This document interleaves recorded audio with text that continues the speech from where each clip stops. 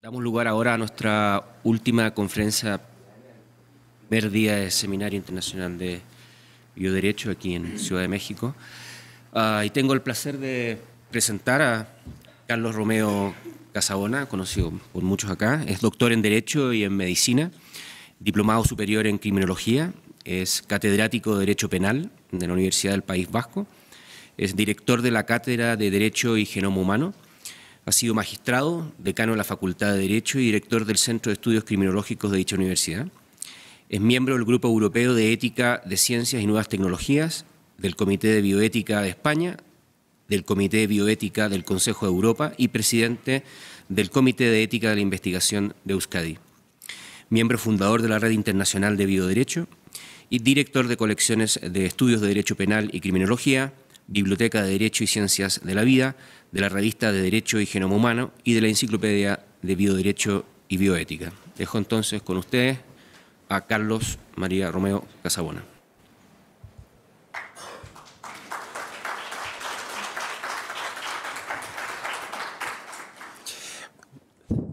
Buenas tardes. Bueno, pues para mí es un gran placer el estar en este foro.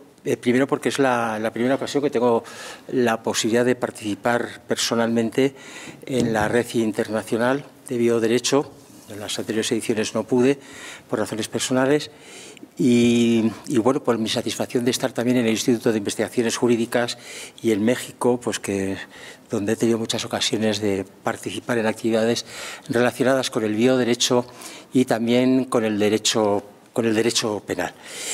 Quiero felicitar a los coordinadores de esta edición, es decir, a la doctora Ingrid Brena, investigadora de este instituto, y al doctor Eric Valdés como presidente de la Red Internacional.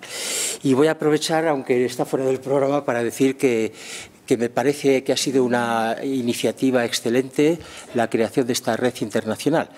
La verdad es que cuando los juristas solemos participar en foros, digamos, amplios, en congresos importantes, solemos ser una minoría desde el perfil académico, profesional, y que dominan otros perfiles totalmente respetables, pero yo me siento satisfecho de que también tengamos la posibilidad de los juristas tener, sin ser excluyentes, estamos hablando de una sociedad no excluyente, que tengamos la posibilidad de debatir entre nosotros, puesto que nuestro lenguaje, los conceptos, las categorías que utilizamos, pues son muy propias de nuestra formación y de nuestra actividad, y podemos llegar pues a distinciones, a discusiones, a debates que en otros foros más amplios, interdisciplinares, no sería posible. Aunque estos últimos también son muy ricos y muy interesantes y no los debemos obviar en absoluto. Pero también necesitamos de vez en cuando estar todos juntitos para entendernos primero de qué hablamos y luego discutir así con fuerza para discrepar, pero ya sabiendo que estamos discrepando con otro igual, otro jurista.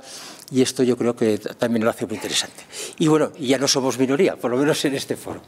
Bien, después de esta licencia, el tema que voy a desarrollar, según figura en el programa, es el de los comités internacionales de bioética. La verdad es que fue el azar el que me indicó este tema, porque estaba, cuando pues estuvo organizando ya los temas que podrían formar parte del programa de esta edición del Congreso de la Red Internacional de Bioderecho, pues yo acababa de terminar un trabajo para un libro colectivo de un centro también dedicado al bioderecho en la Universidad de Trento, que coordina el profesor Carlo Casonato, con el que tenemos relaciones de hace muchísimo tiempo, y nuestros grupos de investigación han colaborado en muchísimas ocasiones. Y esta fue una de ellas. Y bueno, pues pensé que esas reflexiones que yo había reflejado en ese trabajo, puesto que son inéditas por el momento, hasta que se publique el libro, pues podían aportar algo. Y en esta precisamente construcción de ese bioderecho, que es lo que intenta este foro de la Red Internacional.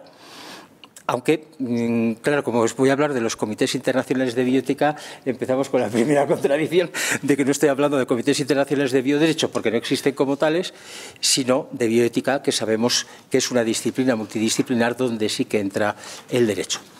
Bueno, pues ya me quedé sin 5 minutos del tiempo que tenía disponible, así que ahora vamos a ir un poquito más rápidos.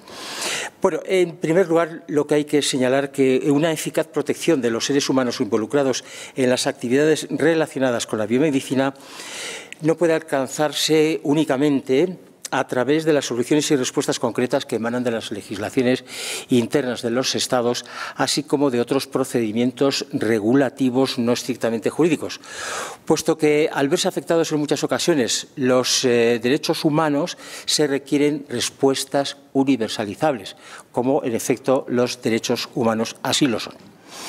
Por otro lado, las ciencias biomédicas suscitan de forma constante interrogantes nuevos y muy específicos, lo que limita o dificulta, en algunos casos, la aplicación en relación con ellas de instrumentos jurídicos más generales sobre la protección de los derechos humanos aprobados en el seno de la comunidad internacional. Estos a veces se han quedado en el pasado, porque ya tenemos unas construcciones más específicas, pues que eran quizá demasiado amplios y generales y, por tanto, no podían llegar a dar respuestas en su formulación genérica, pues más específicas como se necesitaban. Por consiguiente, los nuevos y los viejos problemas que plantea la asistencia sanitaria en sus diversas modalidades y la investigación y el progreso biomédico, en suma, la protección de la salud de las personas y la autonomía de las mismas, reclaman una especial y creciente atención por parte de la comunidad internacional, como vía privilegiada de promoción de ciertas formas de conducta y de penetración en las legislaciones de los Estados, con el propósito de que sean respetuosas con los derechos humanos, en primer lugar, pero no solo eso. Es cierto que los derechos fundamentales y las libertades públicas de los que son titulares teóricos todos los habitantes del planeta han encontrado acogida en su calidad previa de derechos humanos en diversos tratados y declaraciones, como sucede con la Declaración Universal de Derechos Humanos de 1948 y con el Pacto Internacional de los Derechos Civiles y Políticos de 1966. Por consiguiente, universales han de ser asimismo los instrumentos jurídicos que diseñen un marco apropiado para las necesidades actuales de la investigación en las ciencias de la salud y para el desarrollo de las tecnologías relacionadas con ellas, teniendo como eje rector el respeto de la dignidad del ser humano y de los demás derechos que le son inherentes. En este sentido, el discurso ético ha venido aportando un entramado axiológico a lo largo ya de varias décadas de reflexión, discusión y configuración de ese entramado. Fruto de ello ha sido la Declaración Universal sobre la Bioética y los Derechos Humanos que aprobó la Conferencia General de la UNESCO en el año 2005. La peculiaridad de esta declaración radica en que, para ser bien acogida y satisfacer sus objetivos, ha tenido que recoger las inquietudes del ser humano que aflora con el milenio el arquetipo del hombre bioético, como es la conciencia de su responsabilidad no solo en relación con otros seres humanos, sino también con su entorno, el medio ambiente, la biosfera, podríamos decir, y con los seres humanos que vendrán después de él, es decir, las generaciones futuras, lo cual pues ha tenido también acogida en el ámbito internacional en la declaración también de la UNESCO, además de la misma fecha de la del genoma humano, que después mencionaré, y que hablaba pues eso con el título pues eso de los intereses de las generaciones presentes en relación con las generaciones futuras. Por otro lado, esta declaración que decíamos antes sobre bioética y derechos humanos ha sido sensible a las diversidades culturales, ideológicas y políticas, y asimismo ha sido sensible también a las desigualdades sociales y económicas extendidas por el planeta, en un artículo que se refiere precisamente, en varios artículos, mejor dicho, de esta declaración sobre la importancia de la diversidad cultural y el pluralismo que será tenido en cuenta, en fin, de acuerdo con los principios de esta declaración.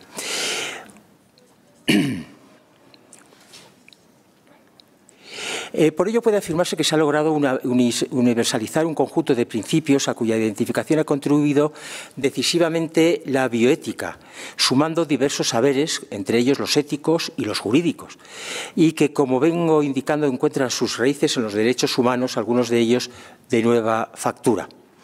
Por consiguiente, más que de una bioética global, y estoy hablando de bioética porque estaba hablando de esta declaración de la UNESCO, más que de una bioética global que podría sugerir la imposición por algunas culturas de un único universo valorativo a los diversos pueblos y colectividades, deberíamos hablar, como magma nutriente de la declaración de la UNESCO, de una bioética universal, que no es lo mismo que una bioética global, y que satisfaría así un conjunto mínimo, pero suficiente, de principios y valores que comparte hoy en día la humanidad y que son garantizados por los derechos humanos que reconoce esta declaración y otros instrumentos jurídicos internacionales similares.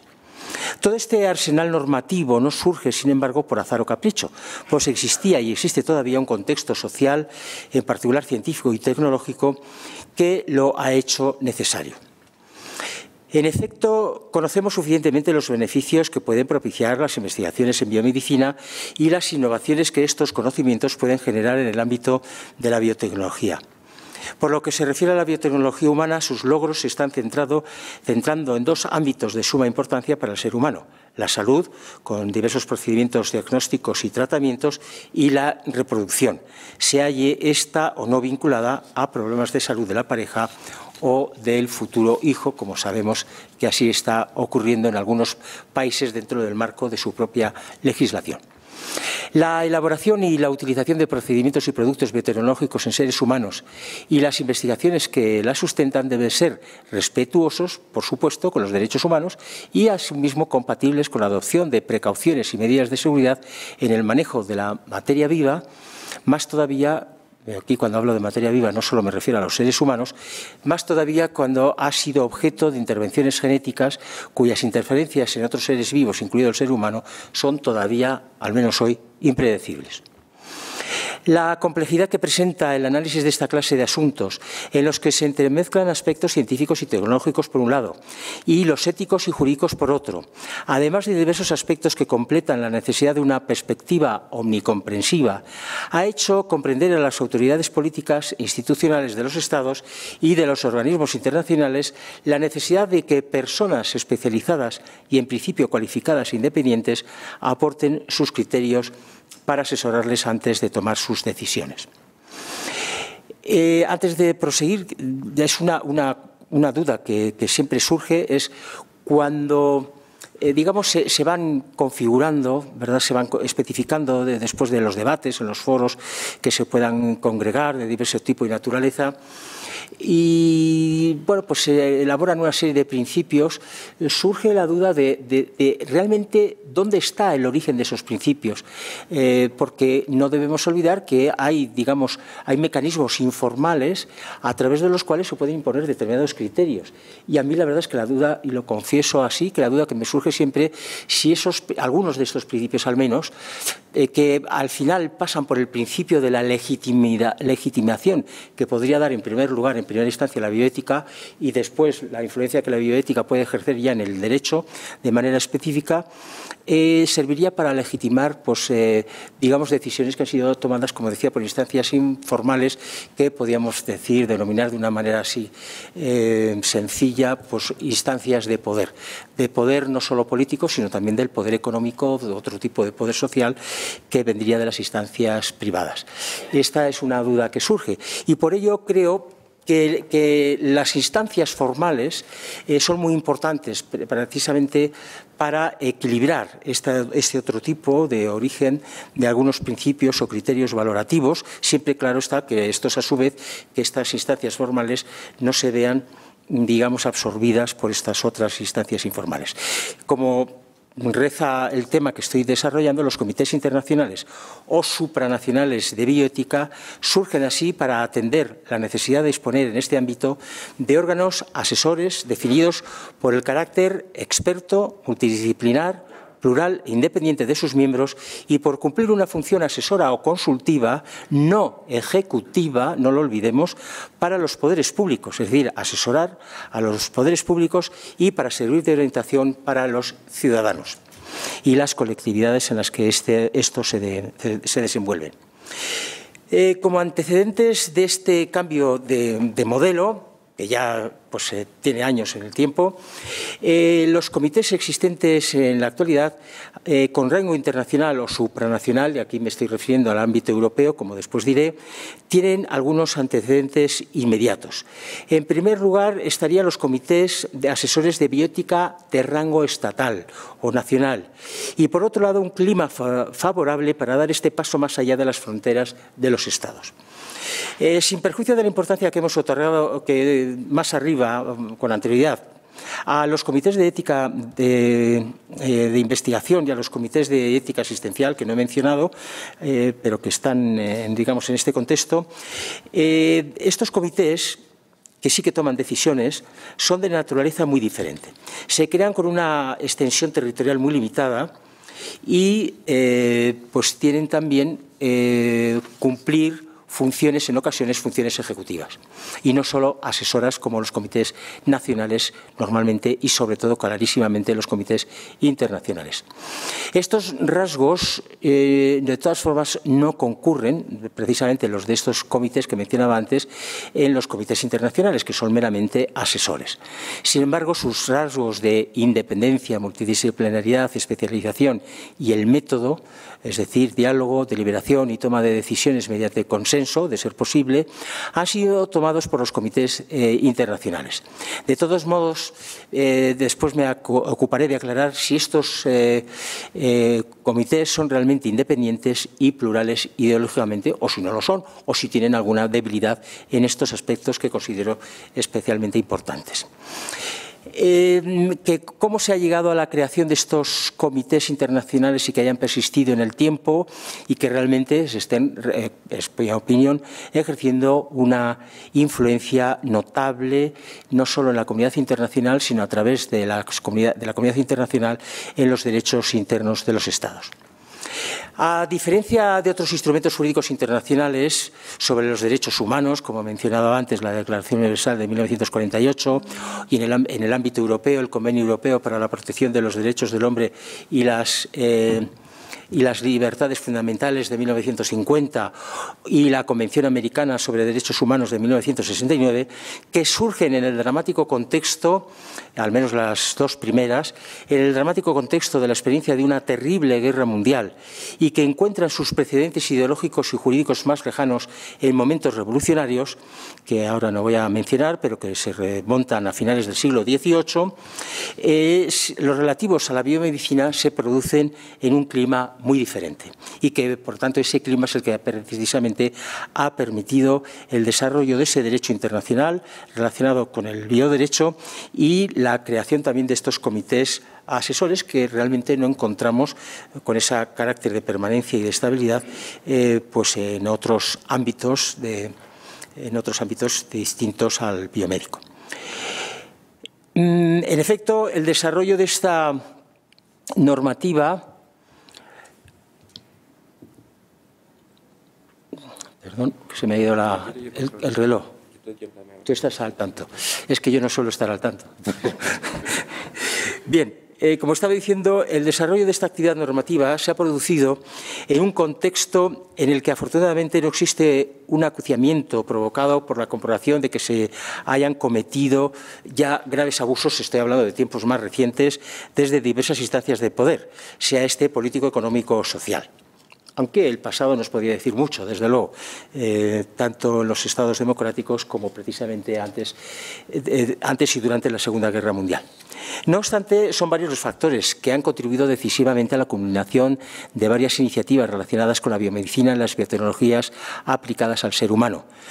Hay varios factores que querría destacar ahora, aunque quizá con más brevedad de la que tengo aquí desarrollado.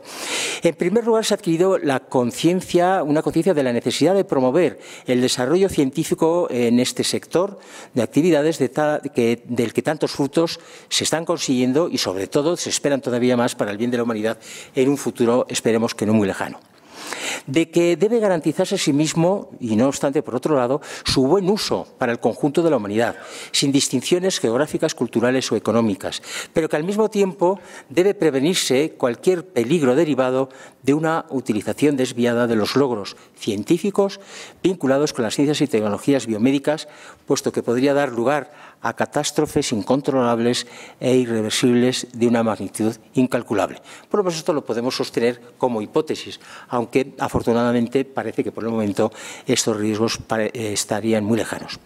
Estos peligros, al igual que los beneficios que todos estamos esperando, pueden afectar tanto a los individuos en particular como a toda la humanidad considerada como especie. Esta es una perspectiva nueva que ha abierto pues, la biomedicina y sobre todo la biotecnología relacionada con el ser humano y con los demás seres vivos en las últimas décadas. Esta es una novedad. Se aprecia, por otro lado, una potencial confrontación con la libertad de investigación. Si ésta fuera sometida a restricciones o limitaciones importantes, así como con los intereses particulares o sectoriales de ciertos poderes fácticos, vinculados estos últimos con algunos ámbitos de la actividad productiva multinacional. No hace falta señalar más con el dedo, creo que se entiende a qué me refiero. Por tal motivo es preciso buscar equilibrios y, en todo caso, garantizar la salvaguarda de los derechos de los individuos y de la humanidad, a la que pertenecemos como tal, como decía antes, como especie, los individuos, los seres humanos en particular. Esta doble dimensión individual y colectiva de especie, por un lado, y la implicación del desarrollo científico y tecnológico, por otro, han puesto de relieve que los instrumentos jurídicos internacionales previamente existentes e incluso de las legislaciones internas de los propios Estados, fundamentalmente vinculadas con los derechos humanos o derechos fundamentales, según el nivel en el que nos movamos, no eran suficientes para las nuevas necesidades de protección de los derechos, bienes y valores afectados. Había que buscar otros procedimientos, también en parte nuevos, sin desconocer la importancia de los derechos ya consagrados y de los valores y bienes ya asumidos o reconocidos, como serían la dignidad de la persona, la vida, la libertad, la igualdad, la vida privada, entre otros. Y finalmente habría que señalar una rápida internacionalización jurídica de estas materias, debido en primer lugar a la propia internacionalización de la investigación científica en torno a la biomedicina, al genoma humano, destacando la parte esta de la biología molecular, y también una internacionalización de los debates éticos y jurídicos que han suscitado los resultados de estas investigaciones.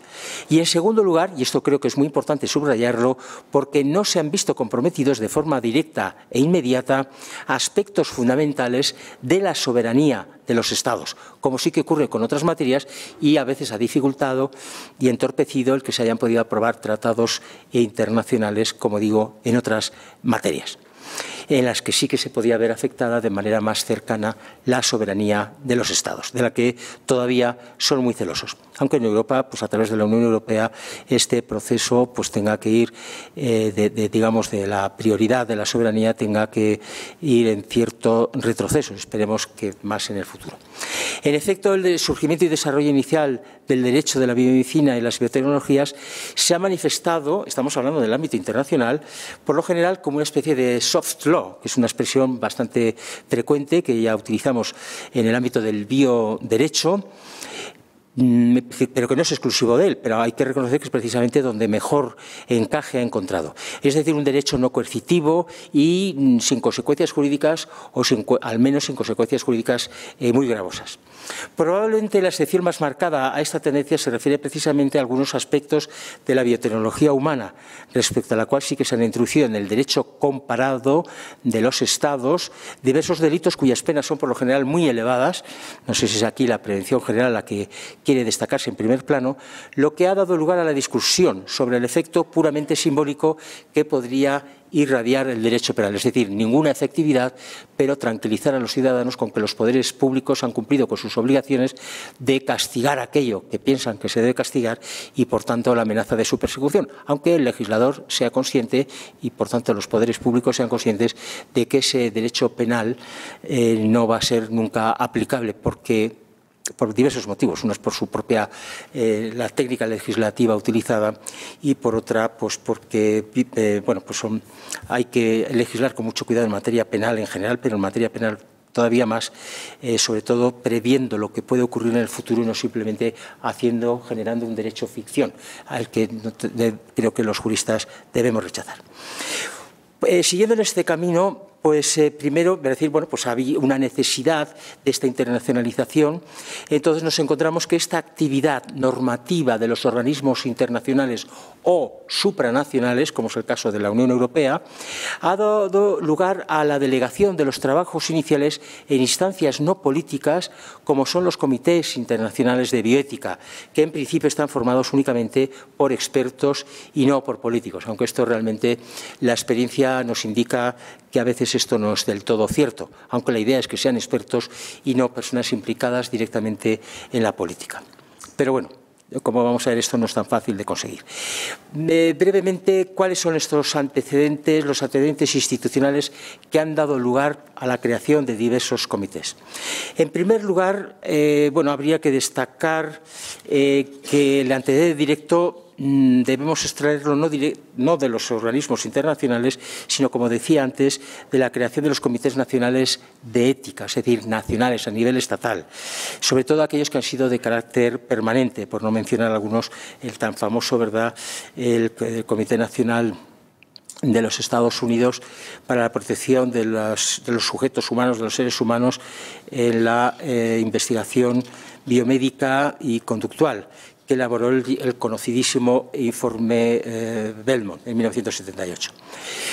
Sin embargo, el primer comité estable, porque este era ad hoc, de carácter nacional, con estas características, como digo, de permanencia y otras que mencionaba con anterioridad, fue el de Francia, el Comité Nacional de Ética de Francia en 1983. En el ámbito nacional, hay que reconocerlo, fue el pionero. Y después bueno, se fueron creando en otros países con bastante éxito en principio. Pero lo que aquí nos interesa, los órganos colegiados internacionales, pueden destacarse los siguientes, o por lo menos yo voy a destacar estos. En primer lugar, también en el tiempo, el Comité de Bioética del Consejo de Europa. Poco después y casi al mismo tiempo se crearían otras dos instancias de carácter internacional, una, y de carácter supranacional, otra, que todavía existen, como el Comité de Bioética del Consejo de Europa en la actualidad. Por un lado, el Comité Internacional de Bioética de la UNESCO, y en el ámbito supranacional, es decir, europeo, no internacional, el Grupo Europeo de Ética, que asesora a la Comisión Europea, es decir, al Gobierno de la Unión Europea. Unión Europea que no debemos confundir con el Consejo de Europa. La Unión Europea sería una especie de búsqueda de un Estado formado, de un Estado federal, más o menos federal, con la forma que pudiera tener, que acogería, en estos momentos, acoge a 27 Estados, 28 menos 1, con el famoso Brexit, y bueno, pues que con esa tendencia. En cambio, el Consejo de Europa son 47 Estados soberanos que internacionalmente pues deciden ponerse de acuerdo en determinadas materias. Bien, pues me voy a ocupar de estos comités ahora brevemente para ver cómo funcionan los comités de estos tres organismos, y bueno, después avanzaremos en otros aspectos. El Comité de Bioética del Consejo de Europa, desde luego, fue el primer paso que se dio para crear un comité asesor. Ahí el enfoque desde el principio fue bien hecho, de un Comité de Bioética Internacional que ha tenido varios nombres, no voy a ahora dar vueltas a cuáles han sido.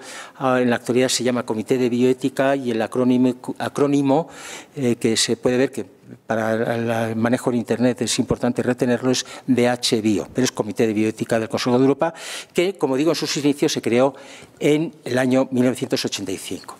Este comité ha realizado una tarea ingente porque ha elaborado numerosos documentos jurídicos sobre las materias más diversas relacionadas con la biomedicina y con la biotecnología humanas, y que han sido aprobados en forma de recomendaciones por el Comité de Ministros del Consejo de Europa. Por tanto, el Comité ha elaborado unos textos que se llaman recomendaciones, y que, digamos, ha elevado como un instrumento jurídico del propio Consejo de Europa, no vinculante, es decir, ese soft law, se movería en ese ámbito del soft law, ¿verdad? Pues creado, como digo, por el Consejo de Ministros de este Consejo de Europa. Sin perjuicio de la gran relevancia que hay que reconocer este tipo de trabajos, la verdad es que la lista es innumerable y todas las recomendaciones que se han ido haciendo en cada momento histórico, claro está, estamos hablando desde el año 85, han sido documentos de vanguardia, es decir, han abierto caminos a la hora de establecer principios, gérmenes de posibles derechos que podrían verse afectados y relacionados precisamente con el Convenio de Derechos Humanos del propio Consejo de Europa, y bueno, que veremos luego pues que también a continuación vamos a ver cómo también han tenido otra incardinación. Porque yo creo que con el paso del tiempo, y si tenemos esta visión con perspectiva, creo que en el ámbito de la biomedicina, el logro más importante que podemos derivar del Consejo de Europa es el Convenio sobre Derechos Humanos y Biomedicina, también conocido como Convenio de Oviedo, ciudad española en la que se presentó a la firma este convenio. Es decir, llamamos convenio, pero tiene, es la manera de llamarlo, el rango de un tratado internacional que vincula a los estados que son parte voluntariamente, estados soberanos, no lo olvidemos, que son parte en él. Y como digo, pues fue el texto de este documento que fue aprobado por varias instancias del Consejo de Europa hasta la última, que es el Comité de Ministros, el órgano más, digamos, de rango superior, de carácter político e institucional. Ese borrador fue preparado por el Comité de Bioética.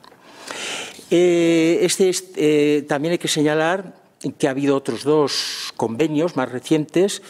Precisamente este año celebramos el 20º aniversario de la aprobación del Convenio de Oviedo. Se cumple 20 años porque se firmó en 1997. Y hay otros dos convenios en materia biomédica, por tanto, tratados internacionales. Uno de ellos es la protección contra el tráfico de órganos humanos, y el otro pues, se refiere a la persecución de la falsificación de medicamentos y delitos similares con el riesgo de producir daños en la salud pública. Los tengo aquí el nombre original en inglés. El inglés y el francés son los idiomas oficiales del Consejo de Europa. Son respectivamente del año 2015 y 2011. Por tanto, son también digamos, textos vinculantes para los estados que decidan firmar. Por terminar la referencia al convenio de Oviedo, hay que señalar que este convenio abrió en su propio texto articulado la posibilidad de ser ampliado mediante protocolos adicionales, es decir, como anexos de textos jurídicos que también tienen el mismo rango que el convenio, al que los estados que ya son parte del convenio original pueden, si lo desean, o abstenerse si lo desean lo contrario, pueden también firmar y ratificar e incorporar a su derecho interno estos protocolos adicionales. Ha habido varios sobre investigación biomédica, sobre trasplantes de órganos, sobre análisis genéticos con fines médicos, y yo creo que sobre experimentación, no sé si lo he dicho ya. No, hay sobre clonación, el primero, sobre la clonación, que fue inmediatamente el primero que se aprobó, y puso en prueba precisamente la validez en el tiempo de este convenio, porque justo cuando se presentó la firma se acababa de dar a conocer la noticia de la creación de la oveja Dolly, y por tanto una técnica de clonación que se dijo que se podía utilizar con seres humanos. No se ha podido utilizar, pero bueno, el caso es que eso no estaba previsto en el convenio, y mediante esa técnica normativa de los protocolos adicionales, el Consejo de Europa y por tanto el Comité de Bioética del Consejo de Europa se puso a trabajar en el primer protocolo adicional, que era exclusivamente la clonación humana, prohibiéndola. Y bueno, aunque luego tiene ahí unos matices interpretativos con otros aspectos.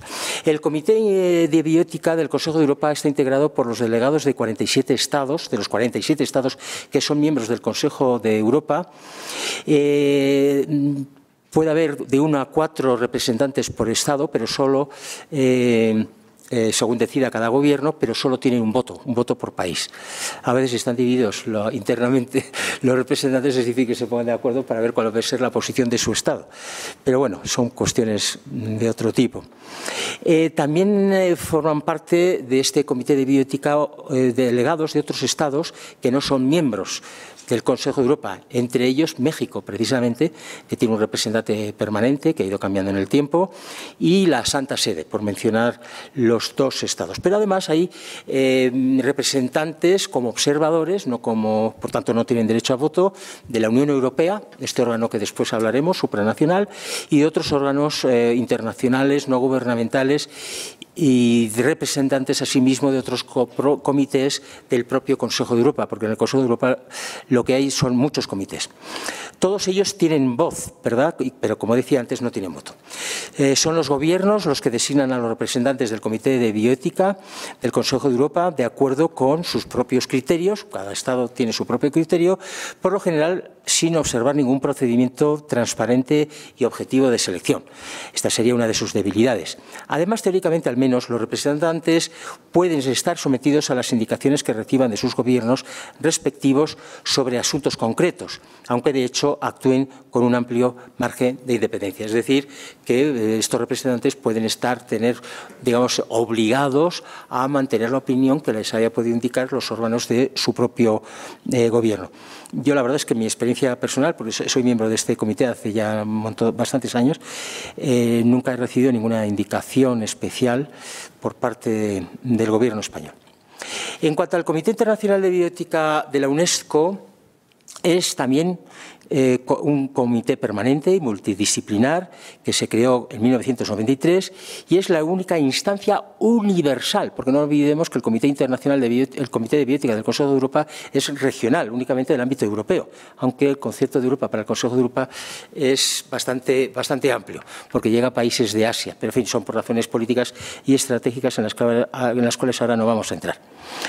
Pero realmente universal, es decir, que intenta englobar todo el planeta, es este Comité Internacional de Bioética creado por la UNESCO bajo el mandato en 1993 del que fuera su director general, el español Federico Mayor Zaragoza, que siempre que puedo lo nombro porque ya se jubiló y sigue activo en sus actividades relacionadas con la vida política, etcétera, y la verdad es que fue, ¿verdad?, pues un pionero a la hora de que la UNESCO pudiera acoger un comité de estas características y no solo eso, que sus conferencias generales pudieran aprobar instrumentos jurídicos digamos relacionados con la biomedicina. Ya hemos visto antes el Comité de Bioética, la Declaración de Bioética y los Derechos Humanos de 2005 y ahora voy a mencionar alguno más.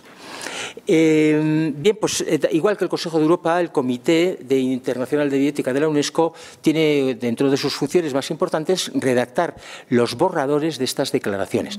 La primera fue del año 97, el mismo año que el Convenio de Oviedo, pero en la UNESCO fue en noviembre, el 11 de noviembre de 1997. El Consejo de Europa fue el 4 de abril de ese mismo año. Y ahí se aprobó, pues la Conferencia General aprobó esa Declaración Universal sobre Derechos Humanos y el Genoma Humano. No voy a entrar sobre el genoma humano y los derechos humanos. No voy a entrar en su contenido, porque no hay tiempo para ello, pero mencionaré las otras, la otra que se aprobó, además de las dos que ya he mencionado, la Declaración Internacional sobre Datos Genéticos Humanos, que fue muy importante en el año 2003 y que yo creo que todavía no se ha sabido aprovechar porque quizá no ha sido posible, porque yo creo que contiene regulaciones pensando más en el futuro, a medida que se pueda conocer mejor la información genética a través de los estudios sobre las investigaciones sobre el genoma humano. Y que, bueno, pues está ahí. Fue, creo que también algo muy novedoso. Yo creo que desde el punto de vista jurídico, tanto los instrumentos aprobados por el Consejo de Europa como por la UNESCO han sido, si se me permite la expresión, tal vez no solo pioneros, sino también revolucionarios, desde la perspectiva del derecho. Porque al fin y al cabo estamos hablando de instrumentos jurídicos, no digamos, de normas solamente éticas. Este Comité Internacional de Bioética de la UNESCO está integrado por 36 expertos que nombra en la actualidad la directora general de la UNESCO por un mandato de 4 años, partiendo de una representación geográfica equitativa. Se procura que entre los 36 miembros pues, esté representado más o menos todo el planeta. No obstante, los candidatos suelen ser propuestos de un modo u otro por los gobiernos de los Estados miembros de la UNESCO, es decir, pues de manera tanto no transparente, sino por otros procedimientos para asegurar cierta influencia a través de ellos. Y aquí es donde se pone en cuestión algunos de los requisitos que yo creo que deben tener estos comités. Por tanto, no es una garantía de independencia de los designados, al menos respecto a la ideología política de sus gobiernos, que pueden buscar cierta afinidad de esta naturaleza, es decir, de afinidad política con las personas que puedan formar parte de ese comité. Es cierto también que las deliberaciones en el seno del comité se parte del presupuesto de su independencia y, por tanto, una vez que están allí, podrían actuar con independencia si así lo desean.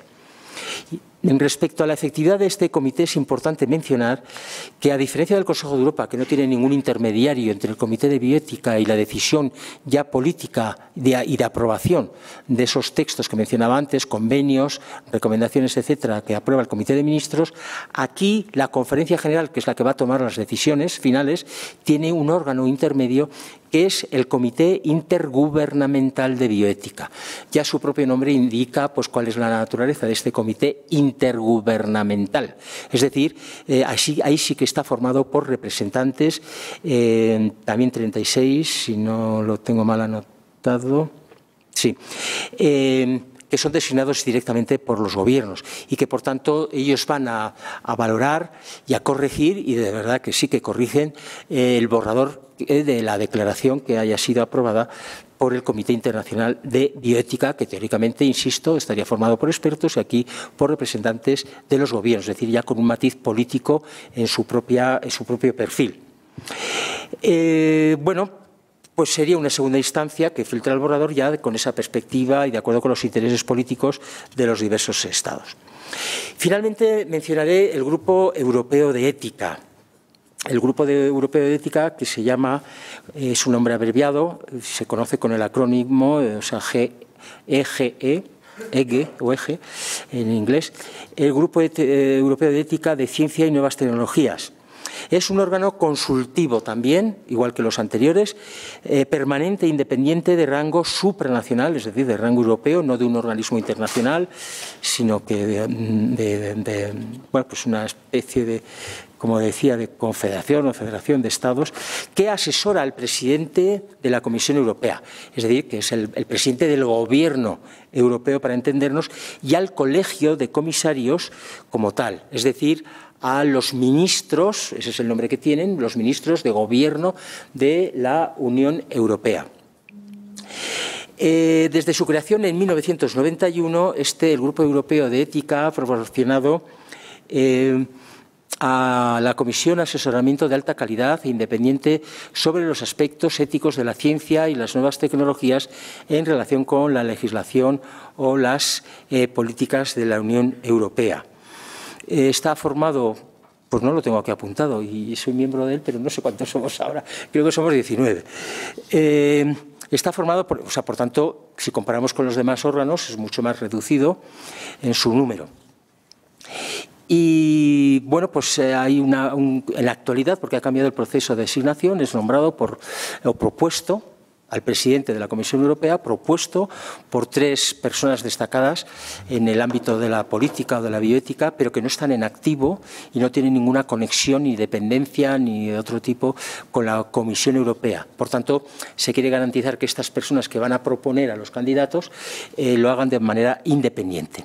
En la actualidad son las propias personas interesadas las que se proponen como candidatos, y por el principio de mérito también se procura hacer una distribución de perfiles de formación de los países europeos, de la Unión Europea, y de género.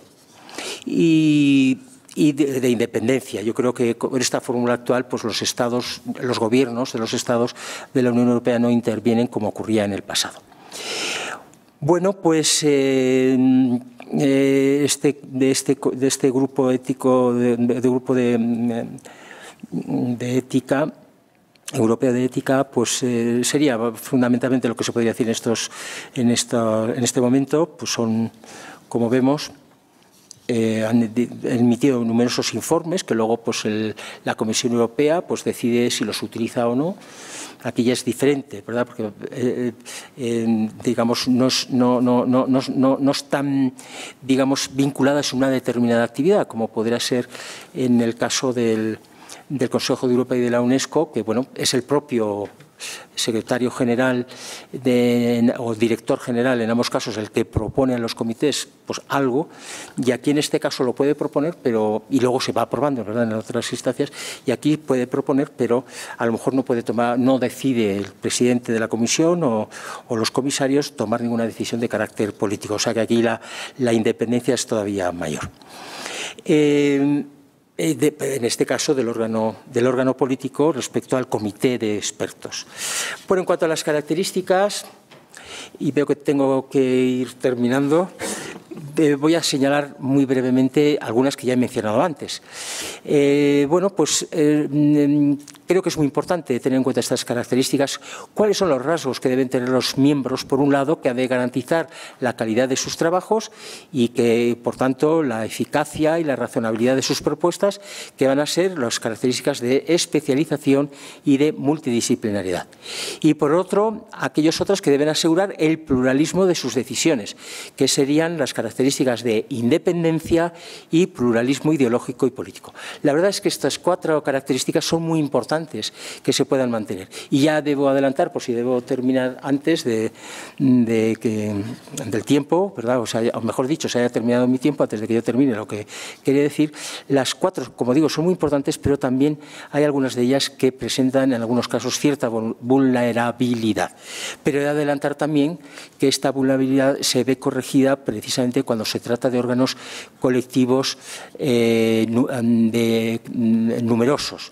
En el caso del Consejo de Europa, pues la verdad es que, aunque la independencia individual no esté del todo garantizada, el conjunto de los 47 Estados, los representantes de los 47 Estados, va a generar una independencia y un pluralismo ideológico, porque cada Estado decide cuál es su representante, entonces no se tienen que poner de acuerdo y, por lo tanto, esa diferencia de intereses de los Estados pues es lo que va a garantizar que ese comité reunido en cuanto tal pues tenga perspectivas diferentes, aunque hayan sido impuestas por cada Estado. Pero claro, no hay una coincidencia en esa perspectiva. Por tanto, eso indirectamente es lo que garantiza esa independencia y ese pluralismo, que yo creo que es una de las debilidades que podrían estar más marcadas en los otros 2, que son menos numerosos, aunque en el caso del Grupo Europeo se ha corregido remitiendo a una instancia que es de propuesta, que sí que parece que está más libre de interferencias de carácter político.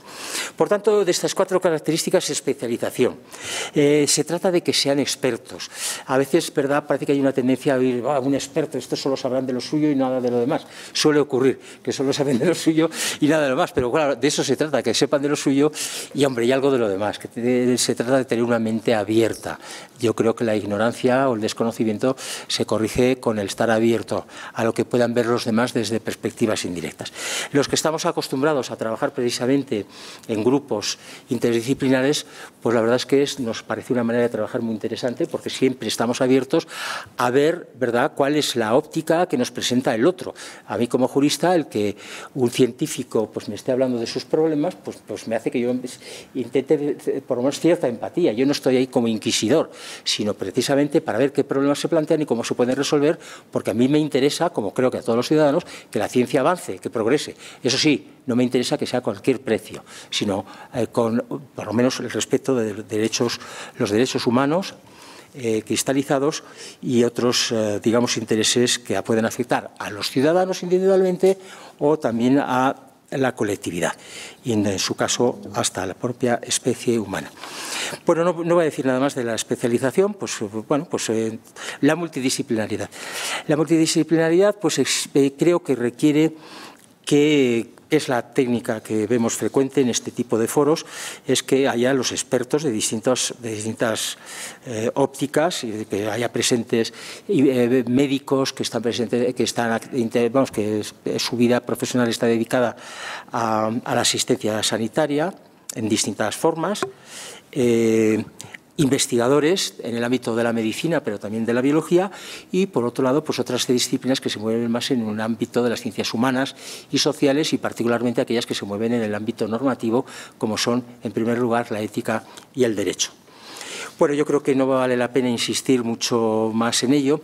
Esto también que permite corregir precisamente, ¿verdad?, que la tendencia del médico pues es hacer lo que piensa que va a ser mejor para sus pacientes, la del investigador, que todo que tiene que estar supeditado al avance y al progreso de la ciencia y, por tanto, de la sociedad, según su propia visión. Pero claro, estas perspectivas muchas veces pues son quizá parciales y sesgadas, no siempre necesariamente porque tengan que querer dar una visión maliciosa de lo suyo, que a veces ocurre también. Aquí no somos nadie ingenuos, nadie somos ingenuos. Y claro, la otra perspectiva, sobre todo la que viene de las ciencias normativas, no tanto con otras ciencias humanas y sociales, es que decimos, no, todo esto tiene que estar prohibido, no se debe hacer, todo esto éticamente reprobable, no vamos a permitirlo. Yo creo que precisamente, como decía antes, el acercamiento va a permitir moderar y equilibrar esas posiciones y dar las respuestas que más convengan a la humanidad en cada momento. En cuanto a la independencia, ya he hablado algo de ella, pero yo creo que es fundamental, la independencia. Claro, si decimos que estas personas son designadas son designadas por los gobiernos, estamos hablando de organismos internacionales o supranacionales, en los casos en que esto hemos visto que se produce, directa o indirectamente, pues esa independencia pues puede quedar, como decía antes, debilitada, porque la tendencia del político es siempre buscar afinidad, ¿verdad?, de aquellas personas a las que designa para cualquier tarea. Es decir, parece, ¿verdad?, que siempre hay desde mi punto de vista, cierta deformación de que las cosas van a ir mejor cuando las personas a las que designo, el político designa, ¿verdad?, pues van a ser afines y, por tanto, va a ser todo mucho más sencillo. No se trata de eso. Y, sobre todo, claro, que van a defender las posiciones políticas e ideológicas que en su momento puedan surgir en este tipo de materias. Bueno, ahí la verdad es que, como decía antes, yo creo que de algún modo ese prisma se puede ver corregido cuando se trata de órganos tan amplios, salvo, como es el caso del Comité de Bioética del Consejo de Europa, que teóricamente los gobiernos pueden dar instrucciones a sus delegados para que adopten una posición u otra en determinadas materias específicas. Y eso forma parte de la legitimidad de este órgano del Consejo de Europa. Yo la verdad es que en fin, aquí aporto también mi experiencia personal, que realmente no se han visto, bueno, en estos comités no, en otros grupos de trabajo sí, se ha visto una posición, ¿verdad?, política que se representaba los intereses de determinados gobiernos y que, claro, que eran muy difíciles después, claro, de dialogar. Pero en el Comité de Bioética del Consejo de Europa esto, si se ha dado, ha sido como muy excepcionalmente. Creo que en el fondo es un comité que funciona también de manera independiente de las instancias por las que fueron nombrados sus miembros. Y finalmente el pluralismo. Pues la verdad es que en un tema de en estos temas que presentan matices, no solo matices, ¿verdad?, sino perspectivas ideológicas muy diferentes, a veces confrontadas, pues yo creo que si no existiera el pluralismo no valdría la pena que existieran este tipo de órganos, porque lo que sí que es necesario es la aproximación desde perspectivas ideológicas, políticas o de otro tipo que sean diferentes, incluso contrapuestas. Y entonces, claro, pues creo que tiene que estar reflejadas si las sociedades son plurales, los órganos a través de los que se pronuncian las sociedades, aunque aquí en este caso sean los estados o de manera indirecta los organismos internacionales, pues deben reflejar también esa pluralidad que existe en las sociedades y en las colectividades humanas. Y bueno, pues esto también se puede corregir, es a veces difícil, como decía antes, porque va unido a la idea de independencia que mencionaba antes. Bueno, ahora sí que termino, aunque no sé cuántos minutos me he excedido de los marcados, muchísimos. Bueno, pues como conclusiones, solo voy a mencionar una, y es que habría que ser conscientes, en primer lugar, con independencia de cómo se podría mejorar el funcionamiento de estos comités, que en términos generales digo que funcionan bien. Creo que lo que conozco pues funcionan bien. Es más, a veces funcionan demasiado bien para ser órganos de organismos internacionales en que los Estados están ahí involucrados más directamente en políticas externas e internacionales. Creo que funcionan bien. La calidad de los documentos que han aprobado, pues eso está abierto a la crítica de todos. Mi opinión personal es que en general han sido documentos interesantes, como decía antes, muy de vanguardia, normalmente ponderados. Otras veces se ve que hay mucha ambigüedad. Ese es el riesgo que tienen los organismos internacionales y, por tanto, los órganos dependientes de ellos, esa ambigüedad que va a permitir que haya un consenso entre los distintos estados. Pero bueno, eso es lo que ocurre en todo el ámbito internacional, no solo en este. Y como decía, pues que en todo caso el eje tiene que ser siempre la perspectiva del respeto de los derechos humanos y de la dignidad humana y de los demás derechos humanos. Y no solo los que han sido consagrados de forma general o específica en relación con la biomedicina, sino también aquellos que van siendo el resultado de la reflexión por parte de órganos como precisamente los comités de bioética. Y bueno, pues termino y muchas gracias por su atención y pido disculpas al moderador por el tiempo.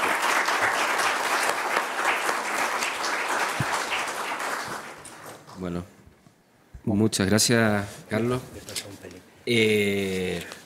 Vamos a ir recogiendo preguntas. Ahí ya están distribuyéndose los papeles y podemos hacer la recolección de las preguntas para dar un breve espacio de consulta, pero mientras tanto vamos a hacerle llegar in actum aquí la constancia de la ponencia de Carlos María Casabona, la contribución de los comités internacionales de bioética al desarrollo del bioderecho en el marco del tercer seminario internacional de bioderecho y derechos humanos.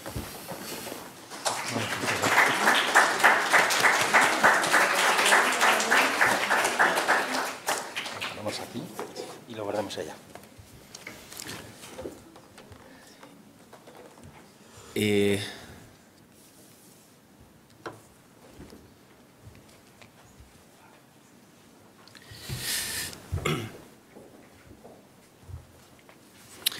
Que hay una pregunta, la primera pregunta, para superar, dice aquí la persona que nos consulta, para superar el relativismo jurídico y bioético, entiendo que es necesario el diálogo. ¿Cómo se garantiza el diálogo en equidad cuando las condiciones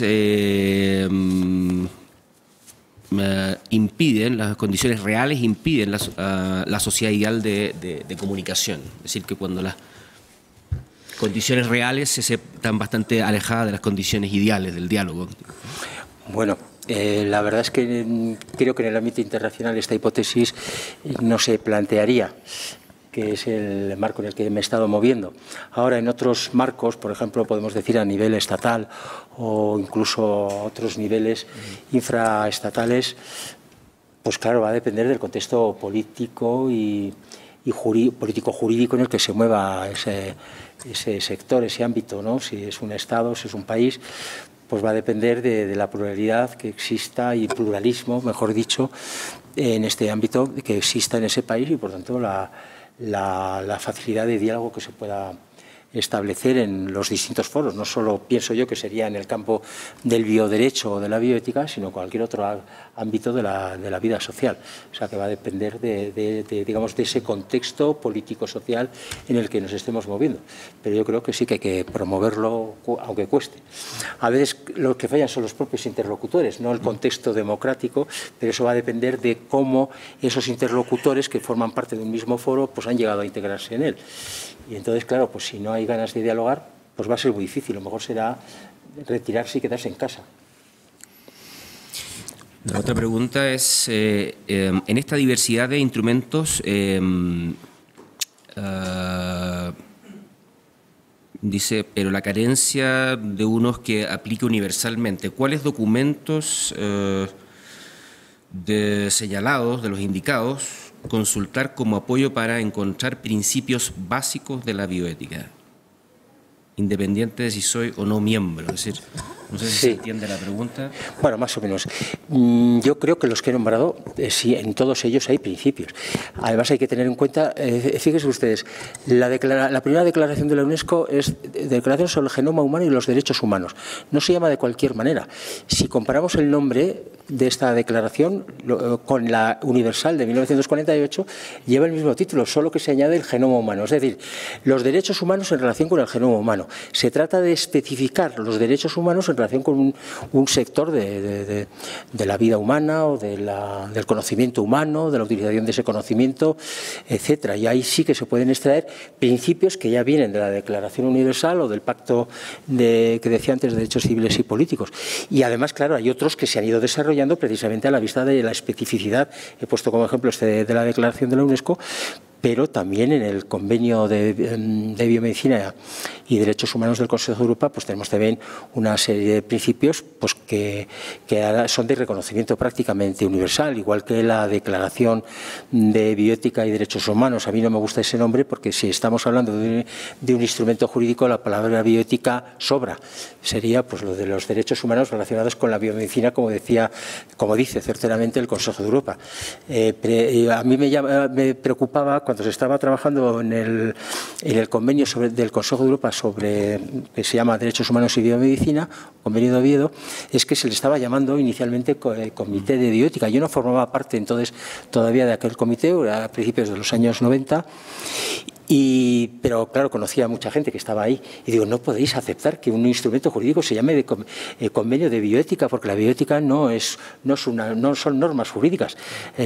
Tendrá la naturaleza que queramos y que podamos discutir, que no lo vamos a hacer ahora, pero no es derecho. Bioderecho no es derecho, entonces hay que poner otra cosa.